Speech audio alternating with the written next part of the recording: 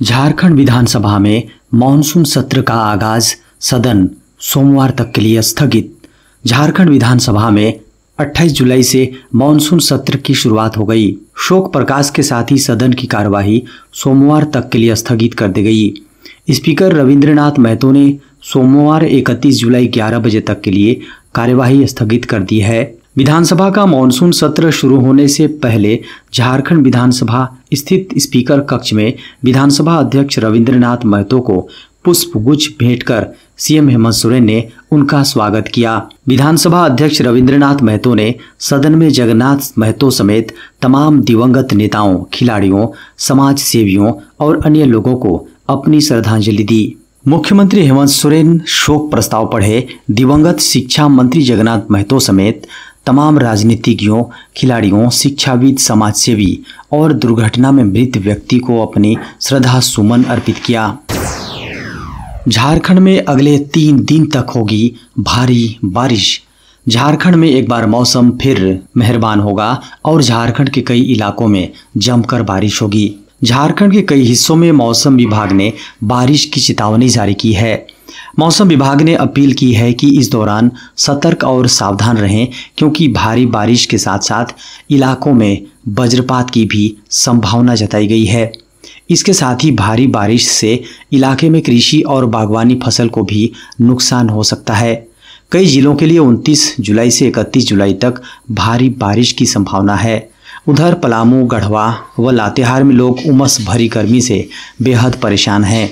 31 जुलाई को जिन इलाकों में भारी बारिश की संभावना जताई गई है, उनमें झारखंड के 10 जिलों में अलर्ट जारी किया गया है। 8 अगस्त से 7 सितंबर तक भरे जाएंगे सहायक आचार्य पद के लिए आवेदन। झारखंड में जेएसएससी यानी झारखंड कर्मचारी चयन आयोग ने 26,001 पदों के लिए सहायक आचार्य के पदों के लिए भर्ती निकाली हैं। इन पदों पर भर्ती के लिए आवेदन 8 अगस्त से शुरू होकर 7 सितंबर तक आवेदन किया जा सकता है। झारखंड शिक्षक भर्ती 2023 में पारा और गैर पारा पदों के लिए 26,001 पदों के लिए रिक्तियां जारी की गई हैं। सभी इच्छुक उम्मीदवार इसके लिए 8 अगस्त 2023 से 9 सितंबर 2023 तक आधिकारिक वेबसाइट के माध्यम से ऑनलाइन आवेदन कर सकते हैं। झारखंड राज्य के सरकारी विद्यालयों के लिए झारखंड कर्मचारी चयन आयोग यानी जेएसएससी द्वारा झारखंड शिक्षक भर्ती 2023 आयोजित की जाएगी। बता दें कि इन पदों पर भर्ती के लिए सीबीटी के माध्यम से ऑनलाइन एग्जाम आयोजित की जाएगी। झारखंड शिक्षक भर्ती 2023 से संबंधित पूर्ण जानकारियां जेएसएससी की आधिकारिक वेबसाइट पर देखे जा सकते हैं। 20 अगस्त को होगी सीटेट की परीक्षा। केंद्रीय माध्यमिक शिक्षा बोर्ड यानी सीबीएसई की ओर से इस वर्ष 20 अगस्त को सीटेट की परीक्षा आयोजित की जाएगी। पूरे देश में कई परीक्षा केंद्रों पर सीटेट के एग्जाम आयोजित किए जाएंगे। इसके लिए आवेदन करने वाले अभ्यर्थियों को अब प्रवेश पत्र का इंतजार है। इसे लेकर सीबीएसई की ओर से एक बड़ा अपडेट सामने है। केंद्रीय स्कूल या नवोदय विद्यालय में निकलने वाली शिक्षक भर्तियों में बैठने से पहले सीटेट एग्जाम पास करना जरूरी होता है। सीटेट एग्जाम के लिए 15 दिन पहले एडमिट कार्ड आ जाएंगे। इसके लिए उम्मीदवार आधिकारिक वेबसाइट ctet.nic.in पर जाकर अपना एडमिट कार्ड डाउनलोड कर सकेंगे। संभावना है कि अगस्त महीने के पहले सप्ताह से अभ्यर्थी सीटेट के एडमिट कार्ड ctet.nic.in पर जाकर डाउनलोड कर सकेंगे। पूरे देश में 13,000 से अधिक छात्रों ने छोड़ी आईआईटी और एनआईटी की पढ़ाई। देश के टॉप इंजीनियरिंग कॉलेज आईआईटीज और एनआईटीज में एडमिशन लेने के लिए लाखों छात्र सालों मेहनत करते हैं। इंजीनियर बनने का ख्वाब देखने वाले हर छात्र का सपना होता है कि वो इंडियन इंस्टीट्यूट ऑफ टेक्नोलॉजी यानी आईआईटी में नामांकन ले। ऐसे में शिक्षा मंत्रालय की ओर से राज्यसभा में एक चौंकाने वाला आंकड़ा पेश किया गया है। राज्यसभा में मंत्री सुभाष सरकार ने बताया कि पिछले 5 वर्षों में हजारों छात्र ऐसे रहे हैं जिन्होंने कॉलेज की पढ़ाई बीच में ही छोड़ दी है। देश के टॉप आईआईटीज और एनआईटीज में से 13,000 से अधिक छात्र वर्ष 2019 से 2023 के बीच ड्रॉप आउट रहे हैं। उन्होंने इसके पीछे की वजह के बारे में भी जानकारी दी है। उन्होंने बताया कि अधिकतर छात्र मेडिकल ग्राउंड के आधार पर कॉलेज छोड़ रहे हैं, वहीं कुछ छात्रों ने निजी कारणों से पढ़ाई बीच में छोड़ी है। हालांकि उन्होंने कॉलेज में होने वाले कैंपस प्लेसमेंट को लेकर भी जानकारी दी। झारखंड वासियों के लिए बड़ी सौगात है, झारखंड के पर्यटन व धार्मिक स्थलों का होगा विकास। झारखंड के पर्यटन व धार्मिक स्थलों के विकास और खेल स्टेडियम के निर्माण को लेकर झारखंड के मुख्यमंत्री हेमंत सोरेन ने झारखंड के सभी जिलों के उपायुक्तों को निर्देश दिया है। उन्होंने कहा है कि इन परियोजनाओं को जल्द से जल्द पूरा करें। उन्होंने परियोजनाओं का कार्यान्वयन जल्द से जल्द करने का आदेश दिया है। मुख्यमंत्री हेमंत सोरेन ने रामगढ़ के उपायुक्त को राजरप्पा में पर्यटकों की सुविधा को लेकर आवश्यक सुविधाओं एवं जरूरतों का आकलन और उसके लिए भूमि चिन्हित कर आवश्यक अनापत्ति प्राप्त कर विभाग को प्रस्ताव उपलब्ध कराने को कहा है। देश में कुल कितने हैं मेडिकल कॉलेज और कितनी MBBS सीटें, सरकार ने बताए आंकड़े।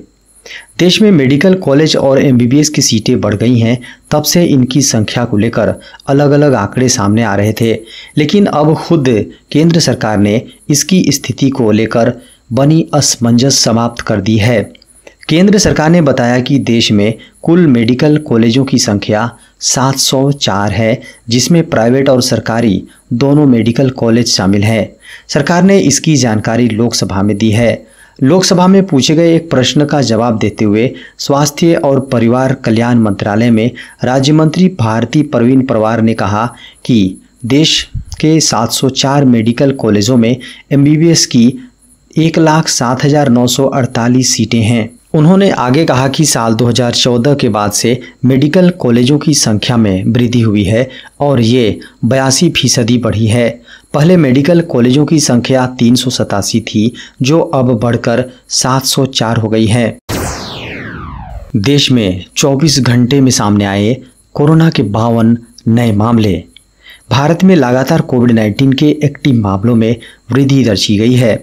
28 जुलाई 2023 को एक्टिव मामलों की संख्या 1455 के आसपास बनी हुई है। 27 जुलाई 2023 की सुबह 8 बजे केंद्रीय स्वास्थ्य एवं परिवार कल्याण मंत्रालय द्वारा जारी आंकड़ों के अनुसार देश में एक्टिव मामलों की संख्या 1452 थी, जबकि 26 जुलाई को इनकी संख्या 1469 दर्ज की गई थी। स्वास्थ्य मंत्रालय द्वारा जारी आंकड़ों के अनुसार पिछले 24 घंटों में 52 नए मामले सामने आए हैं, जबकि 49 लोग कोविड-19 से रिकवर हुए हैं। पिछले 24 घंटों में महामारी से किसी की मौत की खबर नहीं है। देश में कोविड-19 से मरने वालों का आंकड़ा 5,31,915 पर पहुंच गया है। इससे पहले 27 जुलाई को 42 नए मामले सामने आए थे, जबकि 26 जुलाई को 60 नए मामले सामने आए थे, जबकि 1 नवंबर 2022 को 1046 नए मामले सामने आए थे। प्रधानमंत्री किसान सम्मान निधि योजना की 14वीं किस्त हुई जारी। पीएम मोदी ने 27 जुलाई को पीएम किसान सम्मान निधि की 14वीं किस्त जारी कर दी।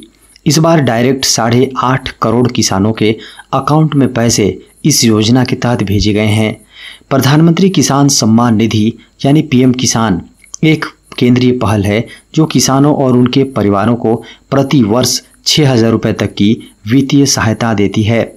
इस पहल की घोषणा पीयूष गोयल ने 1 फरवरी 2019 के अंतरिम केंद्रीय बजट के दौरान की थी। योजना के तहत केंद्र लक्षित लाभार्थियों को लाभ के हस्तांतरण के लिए पूरी वित्तीय देनदारी लेता है। कई किसान ऐसे भी हैं जिन्होंने इस योजना से वंचित रखा गया है। सरकार साल में 3 बार पीएम किसान सम्मान निधि का पैसा ट्रांसफर करती है। इसकी समय अवधि भी तय है। केंद्र सरकार 1 अप्रैल से 31 जुलाई के बीच में पहली किस्त का पैसा ट्रांसफर करती है, वहीं दूसरी किस्त 1 अगस्त से 30 नवंबर के बीच में की जाती है। इसके अलावा तीसरी किस्त 1 दिसंबर से 31 मार्च के बीच में ट्रांसफर की जाती है। बता दें कि सरकार की ओर से अब तक किसानों के अकाउंट में 14 किस्तों का पैसा ट्रांसफर किया जा चुका है। दुनिया भर के वैज्ञानिकों ने कहा जुलाई का महीना होगा दुनिया का सबसे गर्म महीना। वैज्ञानिकों का कहना है कि दुनिया भर में भीषण गर्मी के बीच जुलाई का महीना दुनिया का सबसे गर्म महीना होना लगभग तय है। मीडिया की खबरों को माने तो भीषण गर्मी के कारण वैज्ञानिकों को लगता है कि 2019 का रिकॉर्ड टूट जाएगा। कुछ मौसम विशेषज्ञों ने यह भी कहा है कि यह जुलाई पिछले 1,20,000 वर्षों में सबसे गर्म महीना हो सकता है। कोपरनिकस क्लाइमेट चेंज सर्विस के अनुसार दुनिया का सबसे गर्म दिन 6 जुलाई को था और अब तक के सबसे गर्म 23 दिन इसी महीने में दर्ज किए गए। महीने के पहले 25 दिनों के लिए सर्विस प्रोविजनल एवरेज तापमान 16.95 डिग्री सेल्सियस है, जो पूरे जुलाई 2019 के 16.63 डिग्री के आंकड़े से काफ़ी ऊपर है। वैज्ञानिकों ने अतिरिक्त गर्मी के लिए जीवाश्म ईंधन के उपयोग को जिम्मेदार ठहराया है। आधार कार्ड बनाने वाली UIDAI में इन पदों पर निकली वैकेंसी। इलेक्ट्रॉनिक्स और सूचना प्रौद्योगिकी मंत्रालय के तहत आने वाले भारतीय नागरिकों के आधार कार्ड बनाने वाले प्राधिकरण यानी unique identification authority of India ने प्रोफेशनल युवाओं के लिए वैकेंसी निकाली हैं। भर्ती को लेकर नोटिफिकेशन जारी कर दिया गया है। 20 जुलाई 2023 को जारी नोटिफिकेशन के मुताबिक UIDAI निजी सचिव के पदों के लिए योग्य उम्मीदवारों की तलाश कर रहा है। इसके लिए ऑनलाइन आवेदन UIDAI की आधिकारिक वेबसाइट https://uidai.gov.in/ पर जाकर करना होगा। इसके लिए आवेदन की अंतिम तिथि 18 सितंबर 2023 है। आवेदन के लिए उम्मीदवारों की अधिकतम उम्र 56 साल निर्धारित है। नोटिफिकेशन के अनुसार खाली पदों की कुल संख्या 2 है। इस पद के लिए आवेदन करने वाले उम्मीदवार की आयु अप्लाई की अंतिम तारीख तक 56 साल से कम होनी चाहिए। नियुक्त व्यक्तियों को पे मैट्रिक्स लेवल 8 पे स्केल के आधार पर भुगतान किया जाएगा। यह भर्ती UIDAI मुख्यालय दिल्ली में की जाएगी। इन पदों पर पुरुष और महिला दोनों आवेदन कर सकते हैं। इन पदों पर आवेदन केवल ऑनलाइन मोड से ही स्वीकार किए जाएंगे।